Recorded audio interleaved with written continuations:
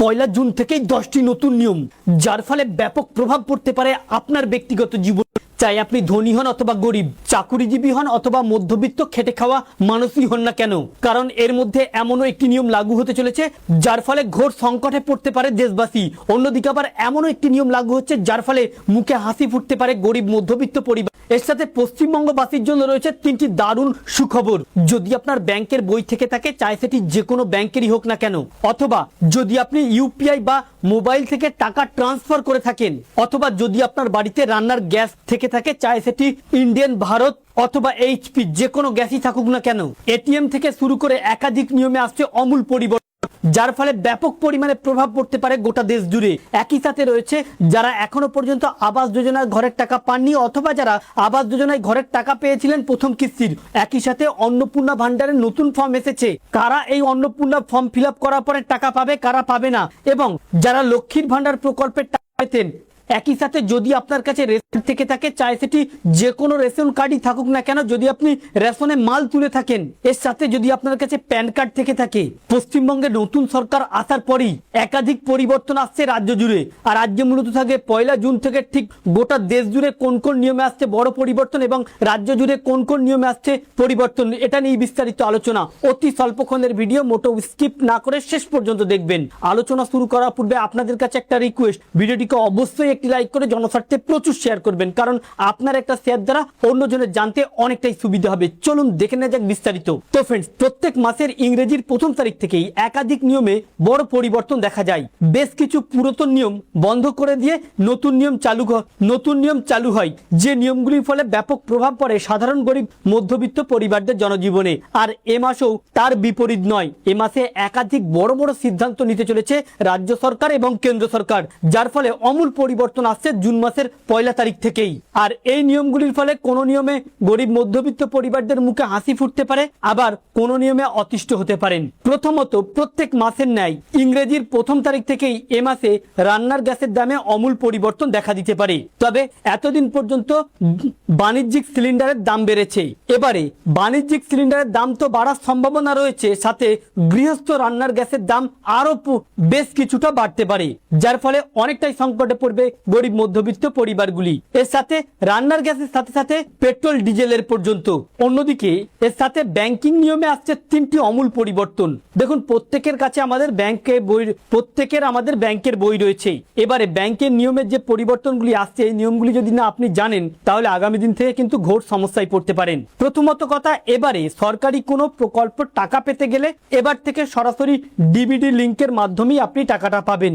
আপনি চাই সেটি প্রধানমন্ত্রী কিষাণ যোজনা থেকে হোক, বা অন্নপূর্ণা যোজনা যে আসছে, বা লক্ষ্মীর ভান্ডার যেটা দেওয়া হবে বলেছে, এই লক্ষ্মীর ভান্ডার প্রকল্প বা অন্যান্য খাত থেকে যদি আপনি সরকারি প্রকল্পের টাকা পেতে ইচ্ছুক হয়ে থাকেন, তাহলে আপনার ব্যাংকের সঙ্গে ডিবিটি লিঙ্ক থাকা বাধ্যতামূলক। যাদের ডিবিটি লিঙ্ক থাকবে না, তারা কিন্তু এই টাকাটা পাবে না।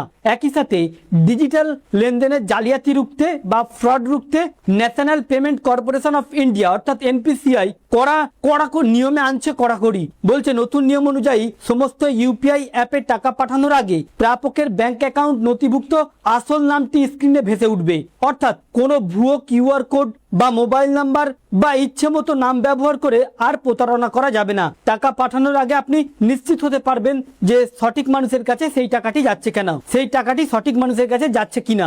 এর সাথে প্যান কার্ড নিয়মেও আসছে আমূল পরিবর্তন। আমরা বিগত কয়েক মাস ধরেই দেখছি নতুন প্যান কার্ডে আলাদা রকম প্রসেস শুরু হয়েছে, যেখানে শুধু আধার কার্ড দিয়ে প্যান কার্ড হচ্ছে না। একই সাথে বলা হচ্ছে আয়করের নিয়মে বেশ কিছু বড় পরিবর্তন আনা হয়েছে, যা জুন মাস থেকে বলবৎ থাকবে। একদিনে 50,000 টাকার বেশি জমা দেওয়ার ক্ষেত্রে আগে প্যান কার্ড বাধ্যতামূলক ছিল, সেই নিয়ম এখন তুলে নেওয়া হচ্ছে। জমি কেনা বেচার ক্ষেত্রে প্যান কার্ডের সীমা 10 লক্ষ টাকা থেকে বাড়িয়ে 20 লক্ষ টাকা করা হচ্ছে। অপরদিকে প্যান কার্ড এবং আধার কার্ডের লিঙ্কের সময়সীমাটাও বাড়ানো হয়েছে। এবার থেকে 45 লক্ষ টাকার বেশি লেনদেন বা গিফট ডিড এবং জয়েন্ট ডেভেলপমেন্ট এগ্রিমেন্টের ক্ষেত্রে প্যান কার্ড বাধ্যতামূলক করা হয়েছে। এছাড়া বছরে 10 লক্ষ টাকার বেশি নগদ তোলার ক্ষেত্রে নজরদারি চালানো হবে, বা প্যান কার্ড না থাকলে পুরনো ফর্ম 16 এর জায়গায় বদলে এখন ফর্ম 19(7) পূরণ করতে হবে। এর সাথে বলা হচ্ছে যে এটিএম এবং ব্যাংক সুদে বদল আনা হচ্ছে 1 জুন থেকেই।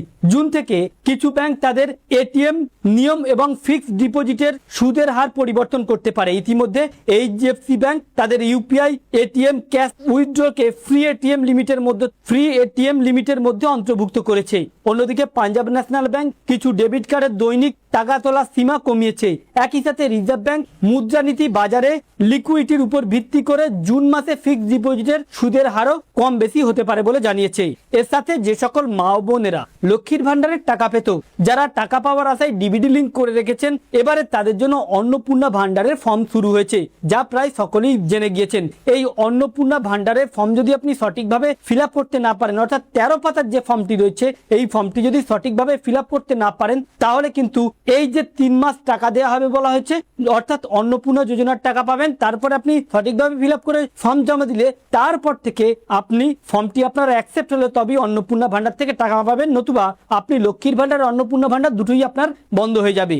একই সাথে বলা হচ্ছে, তবে অন্নপূর্ণা ভান্ডার যদি কেউ ভুল তথ্য দিয়ে ফিল আপ করে থাকে তাহলে কিন্তু তাদের বিরুদ্ধে কড়া থেকে কড়া ব্যবস্থা নেবে প্রশাসন। একই সাথে যারা লক্ষ্মীর ভান্ডারের টাকা পেত অবৈধভাবে, তাদের জন্য রয়েছে ভয়ানক দুঃসংবাদ আগামী দিনে। এর সাথে রয়েছে আবাস যোজনা, একই সাথে রয়েছে প্রধানমন্ত্রী আবাস যোজনা। এমন অনেক ব্যক্তি রয়েছে যারা আবাস যোজনায় প্রকৃতপক্ষে ঘর পাওয়ার যোগ্য নয়, টাকা পেয়েছে। এবার ওই সকল ব্যক্তিদের মাথায় পড়তে চলেছে হাত, তাদেরকে ভেরিফিকেশন করে তাদের টাকা পুনরুদ্ধার করবে 12% হারে সুদে।